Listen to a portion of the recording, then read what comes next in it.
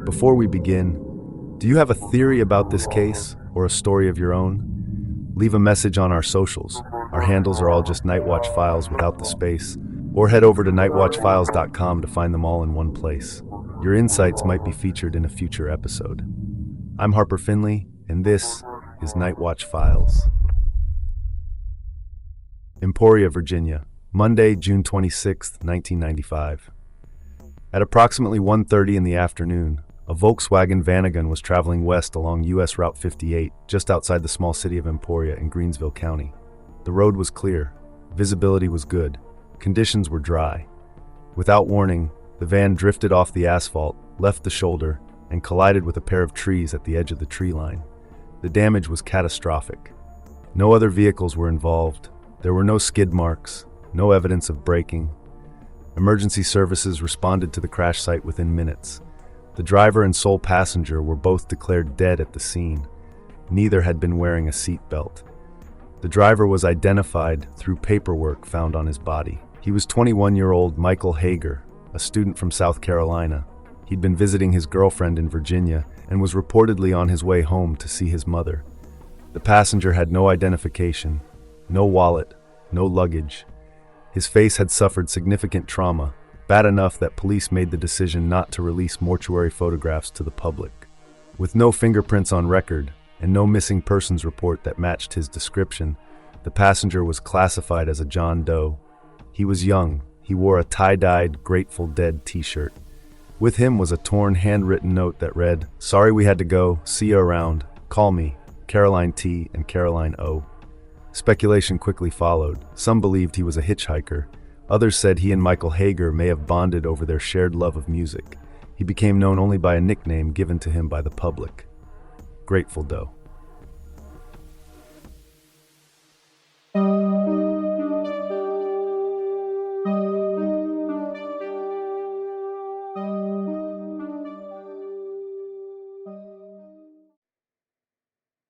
The handwritten note was found either on his person or nearby. It appeared to be addressed to someone named Jason. The message read, "Jason, sorry we had to go, see you around, call me." It was signed by two people, possibly Caroline T. and Caroline O., but the names were hard to read. The note included a partial phone number beginning with the area code 914 associated with parts of New York State. The remaining digits were blurred or illegible. Investigators attempted to trace the number, but it led nowhere.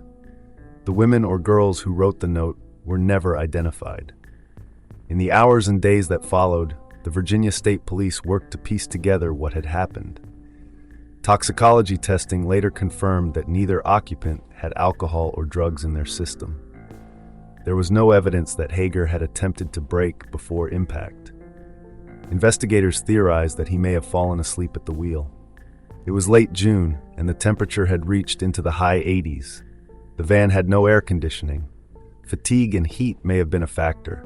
Neither man was wearing a seatbelt. Michael Hager's family cooperated fully with authorities. They had no idea who the passenger was. No one in Hager's circle recognized him. There was no suggestion that the two men had known each other for any significant amount of time.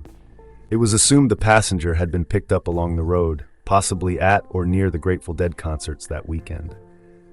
With no identification and no obvious clues to his identity, the young man was registered as a John Doe. His fingerprints were collected and submitted to the FBI's automated fingerprint identification system, but there were no matches. His DNA was preserved, though the technology for broad familial searching was not yet widely available. There were no dental records on file to compare against. Given the extent of his injuries, authorities chose not to release post-mortem photographs. Instead, they worked with forensic artists to produce a composite sketch based on the remains. Over the next few years, several facial reconstructions were completed using both clay modeling and digital techniques. These images were distributed to police departments, media outlets, and later, online databases. But they brought no results. The young man had several distinguishing physical features. He had a small star-shaped tattoo on his upper left arm and what appeared to be a crude, possibly homemade tattoo on his right. He had a scar on his back and a pierced left ear. His wisdom teeth had fully erupted, which helped narrow his estimated age to between 15 and 21 years. There were no signs of prior dental work. Every detail was recorded and shared with the public in the hope someone would recognize him. But no one came forward. The tattoos meant nothing to the investigators. No dentists recognized the profile. No friends or family members reported anyone matching the description as missing. Soon after the case began, the unidentified man was given a nickname by the public, Grateful Doe. The moniker came from the tie-dye shirt and the concert tickets found in his pockets. Investigators sometimes referred to him as Jason Doe, based on the note addressed to Jason, though whether that was his actual name or that of someone he knew remained unknown. By the mid-1990s, the infrastructure for missing persons investigations was limited. There was no unified national database that allowed easy cross-referencing between states. Some jurisdictions maintained their own local files. The FBI's NCIC, National Crime Information Center, could be used for submitting data, but it relied heavily on human input and clear case linkage. If no one reported someone missing, or if the report was incomplete, it was unlikely to match. In 1995, there was no nameless. That system, which would later allow the public and law enforcement to match missing persons and unidentified remains across jurisdictions, wouldn't launch until 2007. Even when it did, older cases often remained buried in boxes and incomplete records. The note signed by Caroline T. and Caroline O. offered the only possible human connection. But the handwriting was poor, and the phone number illegible. Investigators theorized that the young man had been following the Grateful Dead on tour, as many did at the time. The community surrounding the band was known for its transient nature, with followers traveling from show to show, often hitchhiking, camping, or sleeping in their vehicles. People joined up and drifted apart regularly. A teenager or young adult on the road might not be missed right away, if at all. Despite the release of composite images, national media coverage, and years of occasional renewed attention, no progress was made. The case went cold. The name Grateful Doe stuck, first among investigators, then in online forums and true crime discussions. He remained one of the most widely circulated unidentified persons cases from the 1990s. His face, or rather a facsimile of it, appearing on posters, websites, and police databases. Still, there was no match. No one was looking for him, or if they were, they never found the right place to look. For nearly 2 decades, the young man remained unidentified. A crash victim with no past, no name, and no one to speak for him. Another cold case filed away, waiting for someone somewhere to remember. With the initial investigative leads exhausted and no viable path forward, the case of Grateful Doe quietly receded from active investigation. Without a name, a hometown, or even a reliable point of origin, the case was effectively stalled. His file remained open, but inactive. As the decade drew to a close and the internet began to move from novelty to utility, new spaces began to form, unregulated, informal, and driven largely by personal curiosity. Early message boards and forums began attracting people with a shared interest in unsolved cases. These were not law enforcement professionals. They were private citizens, students, retirees, stay-at-home parents, office workers. Many had no formal training in criminology or forensics, but they read case files, studied timelines, and compared photographs. Over time, this informal network came to be known as the web sleuth community. One of the earliest hubs for this kind of amateur investigation was the website Web Sleuths. By the early 2000s, threads dedicated to missing persons and unidentified decedents began gaining traction. Some users focused on recent disappearances. Others were drawn to older, long-forgotten cases. Among the latter group, Grateful Doe began to reappear in scattered discussions. Users exchanged links to the few existing reconstructions, shared details about the tattoos and clothing, and speculated on the meaning of the letter found in the car. Though informal, the discussion helped keep the case from fading entirely from public consciousness. A more formal shift came in 2009 with the public launch of the National Missing and Unidentified Persons System, NAMUS. Funded by the Department of Justice, NAMUS was designed to address a long-standing gap in missing persons investigations: the lack of a centralized, national, and publicly accessible database. For the first time, law enforcement, medical examiners, and even the public could search for matches between missing persons and unidentified remains. The system allowed cross-referencing by age, physical characteristics, dental records, tattoos, and location. In theory, anyone with internet access could scroll through listings and attempt to make connections. The Grateful Doe case was added to the system under the identifier UP number 6095. Basic details were entered: height, estimated age, time and location of death, distinguishing marks, and the context of the crash. Though it represented a small bureaucratic act, the listing meant that his case was no longer confined to a local police file cabinet. It could now be accessed by thousands of people, law enforcement and civilians alike. One of the key figures behind Nameless was Todd Matthews, who had first-hand experience with cold cases.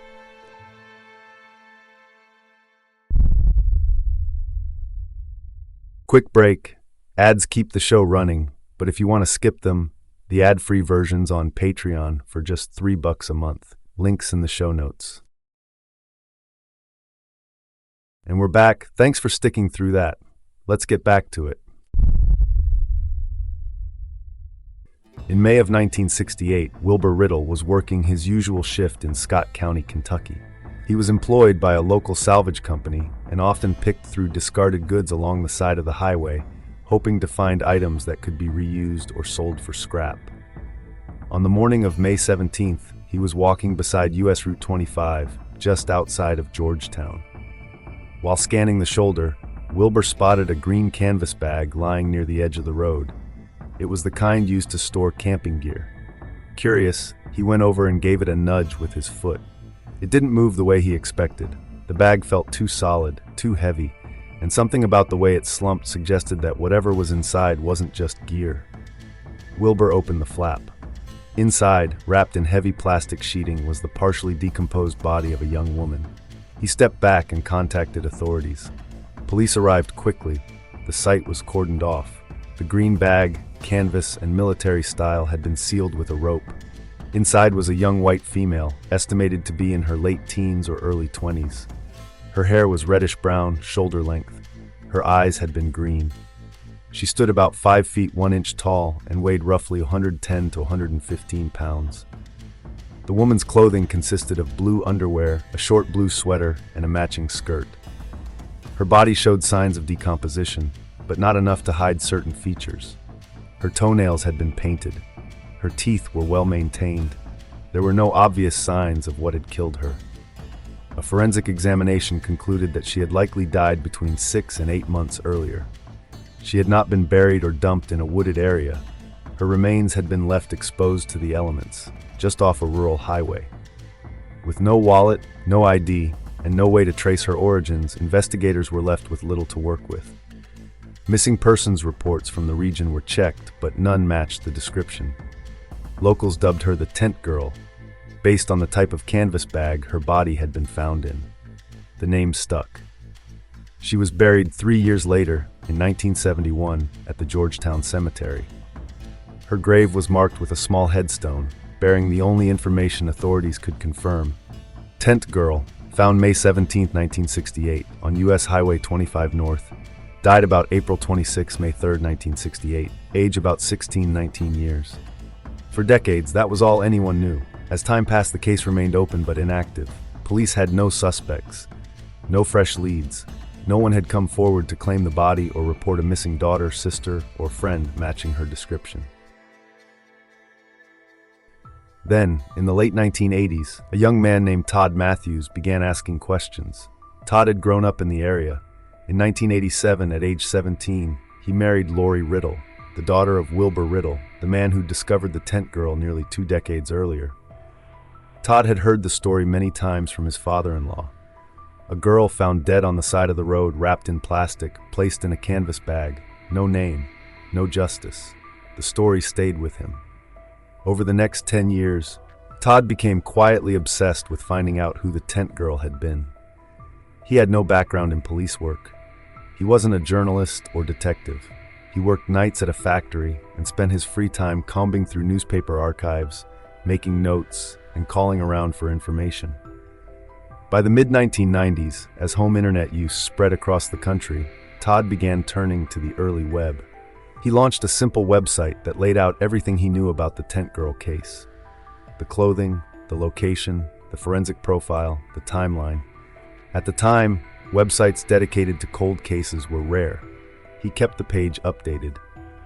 Then one day in 1997, while browsing through an online missing persons forum, he came across a message posted by a woman named Rosemary Westbrook.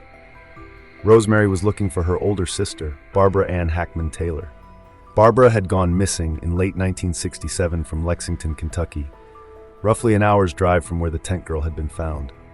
She had been 24 at the time, a mother of 2 young children. Rosemary described her sister's features, her clothing, her last known whereabouts. Many of the details, down to the painted toenails and blue sweater, lined up with the tent girl case. Todd tried emailing Rosemary but didn't get a reply. Eventually, he tracked down her number and called her directly. He introduced himself and explained his theory, that her sister Barbara might be the same unidentified woman found in Scott County in 1968. Rosemary agreed to speak with him. She explained that Barbara had been living with a man at the time of her disappearance, and that contact with the family had suddenly stopped. The man told relatives that Barbara had left him and taken off on her own, but her family had never believed that story. There had been no calls, no letters, no contact of any kind since late 1967. Todd took the information to the Scott County Sheriff's Office and asked them to reopen the case. Authorities agreed to order an exhumation. DNA samples were taken from the remains and from Rosemary for comparison. The results came back in April 1998. After 30 years, the identity of the tent girl was confirmed. Barbara Ann Hackman Taylor, age 24, mother of 2, last seen alive around Christmas 1967. The identity brought closure, but it also raised new questions. There had been no evidence of murder at the time her body was found. Her cause of death remained undetermined. The man she had been living with had since passed away. Whether Barbara's death was accidental or deliberate remains uncertain. Still, the outcome marked a turning point. For Barbara's family, it ended decades of wondering. For Todd Matthews, it was the beginning of a second life. He went on to co-found the Doe Network, a volunteer-run database of missing and unidentified persons, and in the early 2000s, he helped shape nameless. It was the first federally funded system to link medical examiners, law enforcement, and families of the missing. Todd became one of its earliest and most public advocates. He urged coroners and detectives to enter every available detail into the system: photos, clothing, jewelry, scars, dental records, DNA. Even the smallest clue could matter. He had seen that firsthand. Without access to early internet forums or that one description posted by Rosemary, Barbara might have remained anonymous forever. Todd's experience solving Barbara's case gave others a roadmap. It showed what a determined individual could do, even without a badge or formal training. But Barbara's story wasn't unique. In the second half of the 20th century, thousands of unidentified bodies were recovered across the United States. Most were found without ID. Many had been dead for weeks or months. In some cases, no one ever came forward. In others, families had reported a loved one missing but didn't have access to national databases or knew who to contact. Names were lost. One of those cases came to light in 1995, 27 years after Barbara's remains were found. This time, the body was that of a young man in a tie-dye Grateful Dead t-shirt. Like Tent Girl, his face was printed on flyers and included in news bulletins. For years, nothing came back. Then the internet found him too.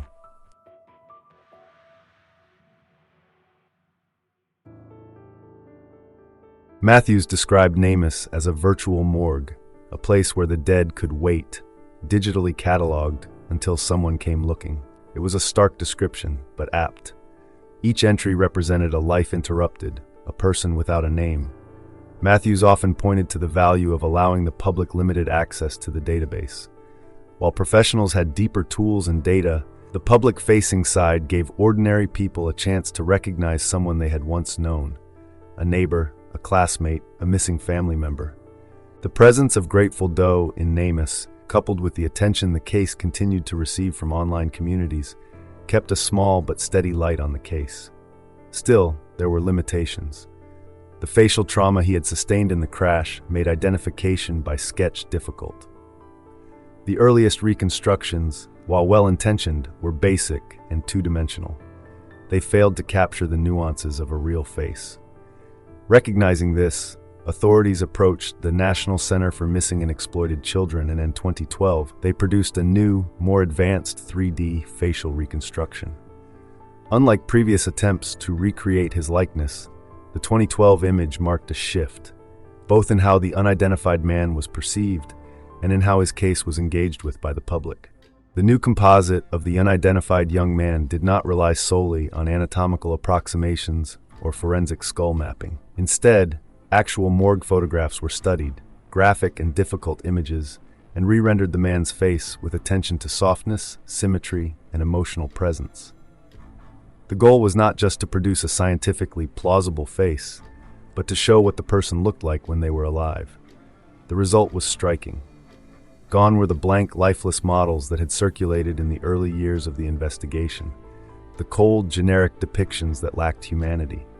In their place was a face that looked familiar, even ordinary. A young man with shaggy hair, deep-set eyes, a full mouth, and a slightly weary expression. He could have been a classmate, a neighbor, a cousin. For many who saw it, the image carried the weight of lived experience. It no longer resembled an anonymous victim. It looked like someone people might have known. This change in perception was immediate and measurable. The new image spread quickly across online forums, Reddit threads, Facebook pages, and Doe network entries. Users began sharing the reconstruction, not just as an image attached to a case file, but as a person. Comments reflected a shift in tone. People were no longer speaking about the Grateful Doe as a curiosity or mystery. They were asking, "Who is this boy?" According to statements made by Todd Matthews, then a spokesperson for Nameless, images like this could give a face back to the voiceless. Matthews, who had solved the Tent Girl case through similar means, knew firsthand how personalizing an unidentified person could galvanize a community. It was not just about accuracy, it was about evoking recognition. Triggering memory, it presented a likeness that retained detail, nuance, and personality. In doing so, it highlighted how important human representation is in missing persons' work. When an image feels real, it invites emotional investment. For those working on or following the case, this investment began to manifest in tangible ways. More tips came in, more conversations started. People reported possible matches. There was renewed interest from amateur investigators. The emotional weight of the reconstruction created an atmosphere where people felt compelled to help, not just out of curiosity, but out of a sense of responsibility. It also set a new standard for how reconstructions could be used, not just as tools for classification, but as tools for empathy. By allowing people to see what Grateful Doe might have looked like in life, with open eyes, expressive features, and a visible presence, the reconstruction disrupted the abstract nature of the case. It moved the story away from the sterile confines of forensic files and back into human territory. It created a bridge between the anonymous and the known. The sense that the boy in the image had once been alive, had once smiled, spoken, moved. It changed the way people saw him, not as an enigma, but as a person who had mattered. Though the image alone was not enough to solve the case, its release would trigger a chain of events. Interest in Grateful Doe was about to surge, driven not by law enforcement, but by a new generation of internet users, amateur sleuths, and a wave of viral social media attention. The breakthrough, when it came, would not come from a database or a fingerprint hit. It would begin, instead, with a photograph.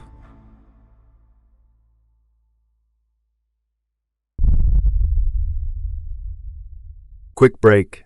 Ads keep the show running, but if you want to skip them, the ad-free version's on Patreon for just $3 a month. Links in the show notes. And we're back. Thanks for sticking through that. Let's get back to it.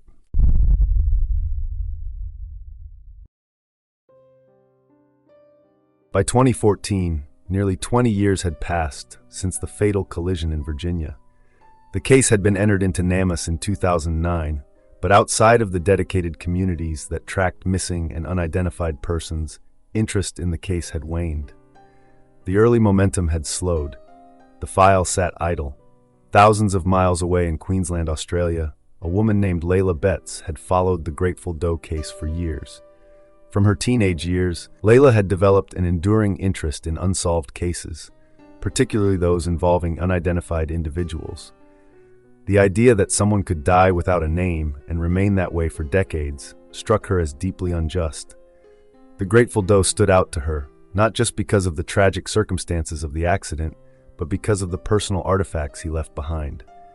Small, human clues that made him more than just an entry in a database. By 2014, Layla was a regular contributor to various online true crime forums. She went by the usernames Grey Metal and Zombie Grey, and was known for her thorough research and thoughtful posts. Wanting to bring renewed attention to the case, she began posting about Grateful Doe on Reddit, initially within the larger Unresolved Mysteries subreddit. Her posts gathered traction. Other users responded with theories, questions, and suggestions. The momentum was enough to warrant creating a separate space dedicated solely to the case. That same year, Layla helped establish r/Grateful Doe, a subreddit entirely focused on the unknown young man. The forum quickly grew, attracting users from across the world, many of whom, like Layla, had followed the case in silence for years. With this new digital infrastructure in place, volunteers began collecting all known information. Physical descriptions, witness statements, the contents of the victim's pockets, archived reports. They pieced it together in one central location, creating a living, evolving dossier. Layla moderated the forum and spent up to 12 hours a day reviewing posts, replying to comments, and synthesizing findings. Over time, she began to refer to the group of contributors as a little family. For many involved, it became more than just internet sleuthing. It was about giving someone back their name. One of the most significant strategies Layla pursued involved visual outreach. She began curating and sharing images related to the case across multiple platforms, including Imgur and Reddit. Her posts featured earlier composite sketches, as well as the more advanced 3D facial reconstruction created in 2012 by the National Center for Missing and Exploited Children. But it wasn't just images. Layla ensured each post included the most relevant identifying features. The star-shaped tattoo on the victim's upper arm, the faded ticket stubs found in his clothing, the torn note addressed to Jason containing 2 partial names and a fragment of a phone number. One of the Imgur captions read simply, "Do you recognize me? I've been without my name for nearly 20 years." The response was immediate. The images and accompanying details were widely shared, reaching corners of the internet that earlier posts had never accessed. According to several podcasts, including Best Served Cold and Killer Bites, the images were viewed by hundreds of thousands of people. For a case that had spent years languishing in obscurity, it was a major shift.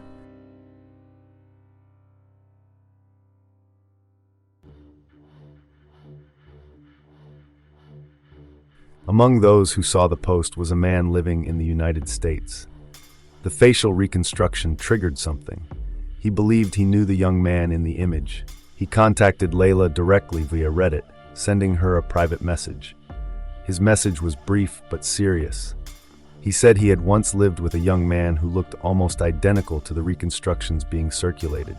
His name, he said, was Jason. The man explained that back in late 1994 or early 1995, he had shared an apartment in Illinois with a small group of friends. One of them was Jason, a Grateful Dead fan who worked at a nearby McDonald's and wasn't enrolled in college.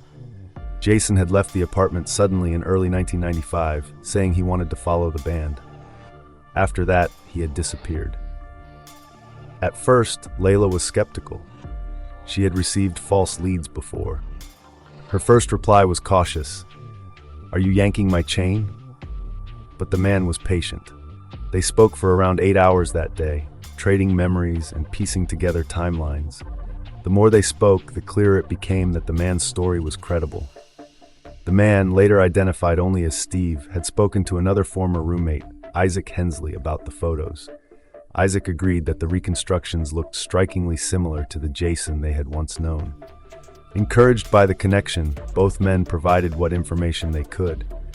This included descriptions, old anecdotes, and in one case, photographs. Layla compiled all of it and passed the information on to the relevant authorities. It was the most substantial lead the case had seen in years. And for the first time in nearly 2 decades, there was now a working theory about who Grateful Doe might have been. A name, a background, a place and time.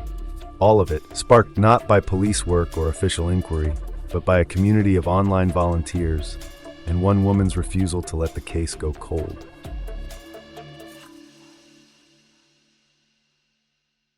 The name recalled by the former roommates was Jason Callahan. This wasn't a vague memory or speculative match. The facial reconstruction had triggered something specific. Soon after the initial contact, photographs surfaced. These weren't official ID photos or grainy surveillance stills. They were casual, personal snapshots. When placed side by side with the 3D facial reconstructions shared online, the similarity was immediately obvious. The features lined up, the hair, the jawline, the expression. The match was striking. For Layla and others who had studied the case in detail, the photos were a turning point. The resemblance gave weight to what had, up until then, been an unconfirmed lead based on memory alone. Now there was something visual, something tangible, to support the claim that Grateful Doe might, in fact, be Jason Callahan. The narrative coming together now aligned with what little had been known about the unidentified man from the crash. And for the first time since the crash, there was a name. A real one. A possibility that the young man who had died anonymously in 1995 might finally be identified. As the years passed, Jason Callahan's absence stretched into decades. His whereabouts remained unknown to his family. His half-sister, Shannon Michelson, hadn't seen Jason since early childhood. Their father and Jason's mother had separated when Shannon was still a young girl, and contact between the siblings had faded. When Shannon was 12, her father told her that Jason was missing. He expressed concern, but also held on to the belief that his son would eventually resurface. That belief, that Jason was out there somewhere, living life on his own terms, was common among those who had known him. Jason had a reputation for being independent and often transient. People assumed he would make contact when he was ready. Jason's father died in 2009, never learning what had happened to his son. For years, Shannon carried the knowledge of her brother's absence. Described as a curious person who always wanted to know more, she developed a fascination with missing persons cases. She would look at unidentified pictures and reports, feeling a strong, inexplicable connection to them, which she later recognized as ironic given her brother's situation. As the internet grew, Shannon began conducting her own searches. She would use platforms like Google and social media, typing Jason's name into search engines, hoping that something, anything, an image, a profile, a news article, might surface to indicate he was alive. These independent searches, conducted repeatedly over the years, yielded no results, contributing to the uncertainty and emotional weight of his disappearance. She checked back throughout the years, hoping something would pop up. In early 2015, during one of these online searches, Shannon found something. A Reddit thread had surfaced during her queries. It was part of the growing online effort to identify an unknown young man who had died in a 1995 car accident in Virginia, known online as Grateful Doe. She looked through the posts, examined the details, and studied the composite sketches and facial reconstructions. What she saw stopped her cold. "When I looked at that picture," Shannon later said, "it looked like my dad was looking back at me. He had the same face." She noticed the same forehead, the same facial structure. She felt an immediate physical reaction. "When I saw the composite drawings, I felt sick to my stomach. My heart just froze." Shannon reached out to members of the online groups dedicated to the Grateful Doe case, both on Reddit and Facebook. From there, she was connected with investigators handling the unidentified person's case in the United States. To assist in confirming the match, Shannon provided a DNA sample. She wasn't the only one. Other relatives also came forward and submitted DNA to support the comparison. Around this same period, the images had begun circulating more widely. The case was receiving broader attention online and in traditional media. Jason's mother, Margaretta Evans, saw the reconstructions either through Facebook or a news segment and recognized the face immediately. It was her son. In January 2015, she contacted the Myrtle Beach Police Department, and filed a missing persons report. It was the first time Jason had ever been officially reported missing, 20 years after he was last seen. Margareta later explained the long delay. Jason had a history of disappearing for long stretches. He had often lived in different states. She had assumed he was still alive, simply choosing not to be in contact. As Lieutenant Joey Crosby of the Myrtle Beach Police later explained, she attempted to report it when he went missing, but didn't know which jurisdiction to report it to. By early 2015, the pieces had finally started to come together.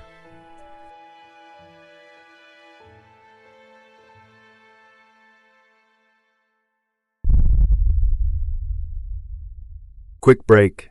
Ads keep the show running, but if you want to skip them, the ad-free version's on Patreon for just $3 a month. Links in the show notes. And we're back. Thanks for sticking through that. Let's get back to it. After months of waiting, the identity of the young man known for years as Grateful Doe was finally confirmed. DNA samples, submitted by potential family members earlier in the year, had undergone forensic testing since early 2015. The process was watched closely by those who had followed the case online, and especially by the relatives who had come forward, hoping for answers. On December 9, 2015, confirmation was made public. The remains belonged to Jason Patrick Callahan, a young man from Myrtle Beach, South Carolina. Authorities issued statements confirming the identification. Arcui Williams from the Virginia Medical Examiner's Office said DNA testing had established Callahan's identity. Lieutenant Joey Crosby of the Myrtle Beach Police Department also confirmed the result, stating, "We can confirm that through DNA, Grateful Doe has been identified as Jason Callahan." Jason Patrick Callahan was born on April 18, 1976. He grew up in Myrtle Beach, South Carolina. As a teenager, Jason was often described as open-hearted, expressive, and full of energy. Friends later recalled his outgoing nature and tendency to talk easily with strangers. He had a habit of drifting between places, staying with friends or acquaintances, picking up work when needed. He didn't seem to stay in one place for long. Jason's family life was difficult. He was close to his mother, but had a strained relationship with the men in her life. There were reports of ongoing tension, and in his later teenage years, Jason began spending less and less time at home. He would vanish for weeks or months at a time. His family, though concerned, assumed he had made a decision to live freely. His father died in 2009, still believing that Jason had simply chosen a different path and wasn't ready to come back. That path eventually led Jason into the orbit of the Grateful Dead. By the early 1990s, the band had been touring for decades, and the subculture that followed them, known as Deadheads, had grown into a mobile community of thousands. Many fans treated the concert tour like a way of life. They would hitchhike or carpool from city to city, sleeping in vans or tents, trading tapes, selling handmade goods, and pooling money to buy food and tickets. The Deadhead scene attracted people who felt out of place elsewhere. It was open, chaotic, and loose in structure. Some came for the music, others stayed for the people. Some were there for drugs, others for freedom. At its core, it was a space where being different wasn't just accepted, it was expected. Jason was drawn to it immediately. His friends noticed the shift. He talked about wanting to follow the Dead full-time, to travel with the tour, and to live the lifestyle. In Illinois, where he briefly lived and worked at a McDonald's, Jason met Isaac Hensley. The two shared a house for a time. Isaac remembered Jason as magnetic and fast-talking, sometimes too much, but always warm and approachable. He recalled Jason listening to Dead tapes, using the Grateful Dead hotline to track the tour, and trying to figure out how to join up with other fans heading to the next show. The timing lined up. In 1995, the band was still touring, though the atmosphere had shifted.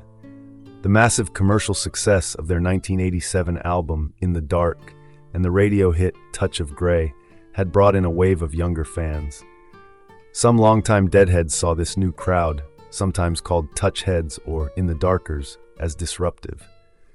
There were growing tensions on the road.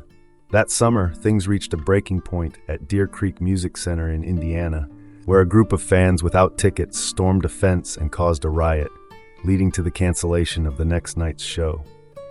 Despite these problems, the tour continued. Jason was restless, and when he stopped contacting his family, they weren't alarmed. He had done it before. His tendency to disappear without notice had become a pattern, and those closest to him believed he had simply gone back on the road. Jason was 17 years old at the time he left his family home. He had grown up in South Carolina but rarely stayed in one place for long. His interest in music and the culture that surrounded it was more than casual.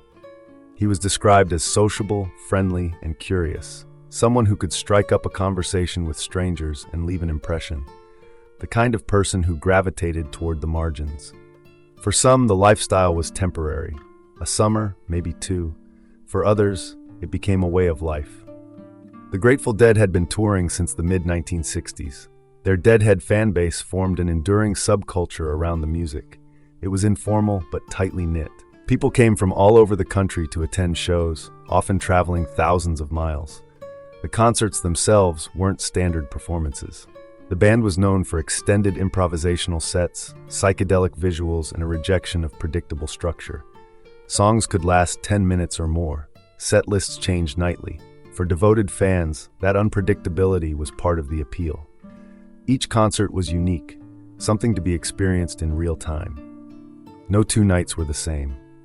Deadhead culture also included a kind of informal commerce. Outside each venue, fans set up what became known as Shakedown Street, a makeshift marketplace where people sold tie-dye clothing, grilled food, handmade jewelry, cassette tapes, and LSD. For many who followed the band full-time, this was how they supported themselves on the road.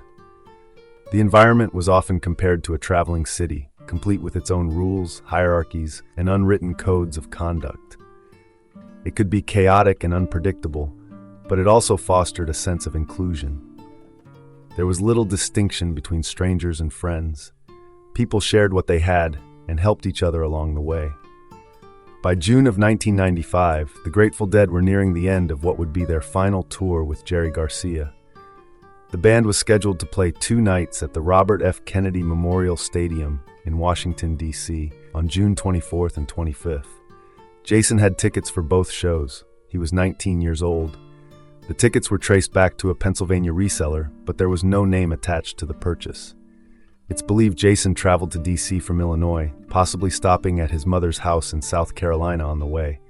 Where he went after the RFK shows isn't clear. The Dead's next stop was in Vermont, then Michigan. Jason, however, appears to have traveled south instead, away from the tour. The concerts at RFK drew large crowds. Tens of thousands of fans converged on the stadium, turning the surrounding area into a temporary camp. Music played from parked vans, vendors lined the sidewalks, people moved in and out of crowds, talking, laughing, bartering. Jason would have been in the middle of it, one of many young faces drawn to the promise of something different, something unstructured. Inside the venue, the energy was palpable. Improvised jams, psychedelic lighting, and the smell of marijuana in the air. For many, it was more than a show. It was an experience. Scholars studying the Deadhead movement noted its resemblance to a religious pilgrimage. The music, the communal dancing, the altered states of consciousness, it all contributed to a shared sense of belonging.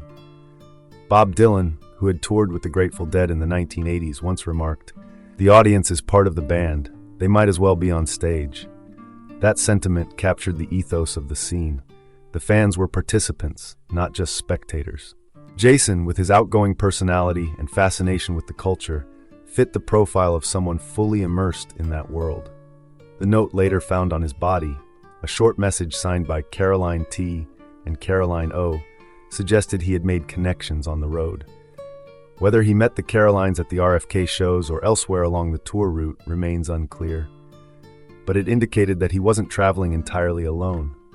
Somewhere on that trip, he crossed paths with 21-year-old Michael Hager, and on the morning of June 26, just one day after the second RFK concert, Hager's van was seen speeding along U.S. Route 58 in rural Greensville County, Virginia.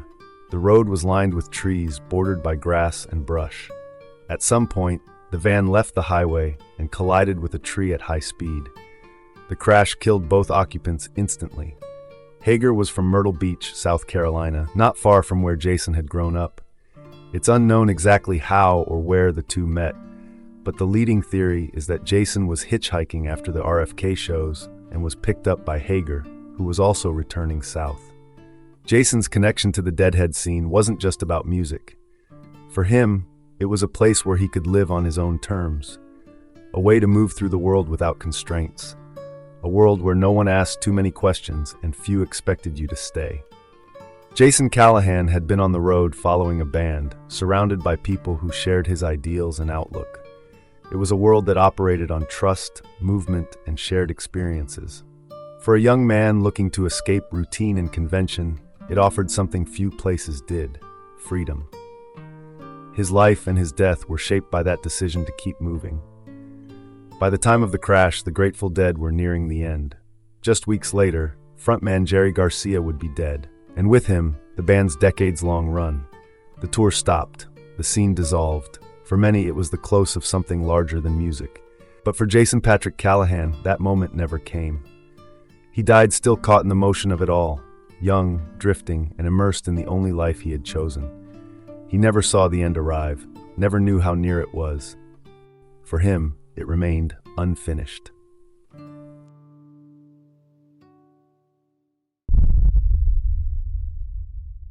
Quick break. Ads keep the show running, but if you want to skip them, the ad-free version's on Patreon for just $3 a month. Links in the show notes. And we're back. Thanks for sticking through that. Let's get back to it. The DNA identification brought a complex mix of emotions to Jason's family and the online community who had worked diligently on the case. Shannon Michelson expressed both relief that the mystery was solved and sadness over the outcome, lamenting that she would never get the chance to reconnect with her brother. She was particularly grateful for the efforts of the online community, acknowledging that she likely would not have found her brother without them. She also defended Jason's mother against criticism, explaining the difficulties Margaretta faced in reporting Jason missing years earlier. Layla Betts described the identification as a very sobering moment, where the focus shifted from solving a case to recognizing that Jason Callahan was finally going home and his family had resolution. News of Jason Callahan's identification traveled quickly, from investigators to family and to the online community that had worked tirelessly to put a name to the young man. For Jason's half-sister, the confirmation marked the end of a long, painful search. The call confirming his identity came while she was at work. Shannon stepped outside to take it. In the aftermath, she said she felt overwhelmed. She began to cry and shake, later saying she had experienced a lot of things at once. There was a sense of relief that the mystery was finally resolved, but it came with a deep sadness. Shannon later spoke openly about her mixed emotions. She described her grief at never having been able to reconnect with Jason as selfish, but acknowledged it was honest. Her thoughts also turned to his mother, Margaretta Evans. Shannon expressed sorrow for the pain Jason's mother had endured. 2 decades of not knowing what had happened to her son, and now confirmation that he had died alone, far from home. In statements shared online and with the Associated Press, Shannon said, "I was incredibly sad because I wanted so badly to reconnect with him." For Layla Betts, the moment was both powerful and confronting. What had, for years, been a case with digital images and composite sketches had suddenly become real. Jason Callahan was no longer an unidentified person on a forum. He was someone's son, someone's brother. She said the focus had shifted. It wasn't just about solving a case anymore. It was about Jason going home and his family finally having answers. Among those in the online community, emotions were mixed. The subreddit, Facebook groups, web sleuths threads, and other forums that had followed the case lit up with messages, some expressing grief, others relief, and many a combination of both. The administrators of the Grateful Doe Facebook page posted a message reflecting on the collective effort. It read, "Because of everyone here, this man will finally make his way home." Another message from the page owner captured the complex emotions many were feeling. It said, "Success is heartbreaking," and urged others to reach out to loved ones they hadn't heard from in a long time. Among those who had followed Jason's case for years, one detail came to hold a quiet significance. It was believed that the final song played at the last show he likely attended was Broken Palace. The title alone, Broken Palace, struck a chord with those who had come to know Jason only through fragments, a composite sketch, a few personal effects, and a long-standing mystery. For some, it felt symbolic. If the reports were accurate, it would have been the last song Jason heard performed live before the crash. There was no way to confirm whether he stayed until the end of the set list, but the possibility offered a moment of quiet reflection. It placed Jason where many had long imagined him, among a crowd of fans, surrounded by music, far from home but at peace in a familiar space. The lyrics, echoing themes of parting and farewell, added weight. Lines like "Fare you well, farewell, I love you more than words can tell," and "Listen to the river say sweet songs to rock my soul," carried meaning for those who had followed the case through 2 decades of silence. For Jason's family, and for the online community that helped bring his name back, the idea that Broken Palace might have been the final track wasn't just poetic, it was grounding. A single moment, tied to music, offered something personal in a case that had long been defined by absence. It was a song about leaving, about letting go. And for a young man whose identity had once been lost, the detail gave his story an ending that felt, in its own way, complete. In the days following the identification, Shannon Michelson shared more with the online community. Her message, widely circulated and quoted by Inside Edition and others, was clear in its gratitude. "Had I not found the post and Reddit pages in January," she wrote, "I would have never known that my brother Jason was still missing, or what happened to him."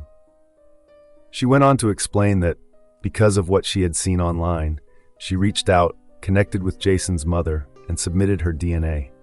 That step led to the confirmation of Jason's identity. She thanked the online volunteers for their work, saying that without them, she might still be searching. In that same message, Shannon asked the public to pray for Jason's mother, Margareta.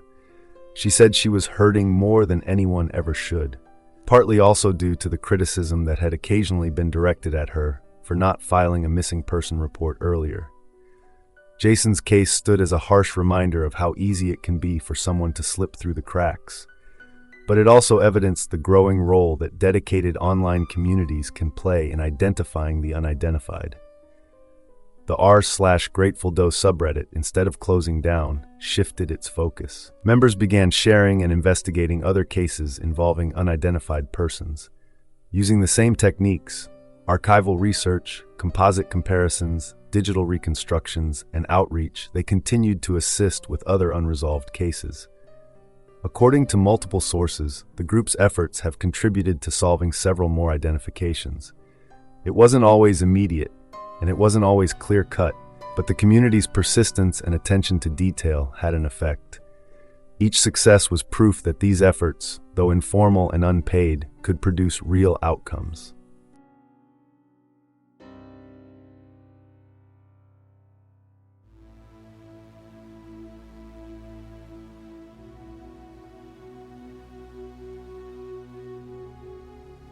Jason Patrick Callahan was not a mystery to those who knew him. He was not just a list of physical identifiers. He was 19 years old. He had been described by those closest to him as a free spirit, someone who embraced a lifestyle that mirrored the music he loved, someone who was outgoing, charismatic, and easy to be around. Friends recalled his personality as magnetic. Jason's presence left an impression. The identification of Jason Callahan marked the resolution of one of the internet's most closely followed unidentified persons cases. But more than that, it served as a reminder. Behind every reconstruction, behind every autopsy file or database entry, there is a person with a past, connections, and a family left behind. Jason was someone's son, someone's brother, someone's friend. His case also reflected a shift in how cold cases can be solved. The breakthrough was not the result of a single moment or a single individual. It was the product of persistence, collaboration, and the growing role of online communities. Jason's story isn't unique. Across the United States and across the world, thousands of unidentified remains sit in morgues or archives, waiting. Some are missing persons whose families are still looking for them. Others were never reported missing at all. Jason's case stood out because of the imagery, but the real weight of the case was in what it represented. A young man whose identity had been lost in a fatal crash, a family who spent decades wondering, and a loose network of strangers on the internet who refused to let him be forgotten. For the Callahan family, the answers came late, but they came. After 2 decades, Jason was no longer nameless. He was no longer a mystery. He was no longer just a photograph and a sketch passed around forums. He was Jason Patrick Callahan, identified, remembered, and finally returned to his family.